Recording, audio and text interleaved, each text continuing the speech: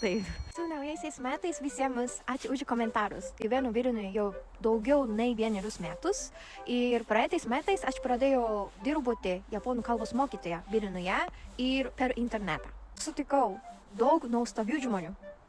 Per vaikų pamokas mes rengėme gramatikos žaidimus.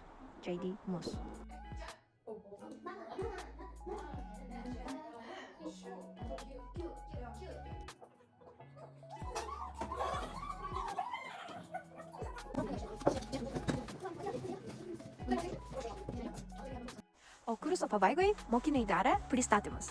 Taip pat mokiniai parašė dienoraštį japoniškai. Beje, aš buvau nustebusi, kad jauniausiam mokiniui tik 8 metai. Ir vaikai visada padėjo man su lietuvių kalba. Kaip aš negalėjau pasakyti naujaisiais metais, tai buvo naujaisiais. Taip. Ir taip viena mokinė padėjo man pasakyti šitą. Ir kai aš sakiau baseinas, mokinė sako, kad ne, mokytoja, čia baisiai. Šiais metais irgi aš išmokau iš mano mokinės. Po sekančios savaitės vėl pradedu mokyti vaikus individualiai ir grupėje.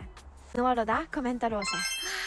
Aš labai laukiu susitikimo su naujais mokiniais.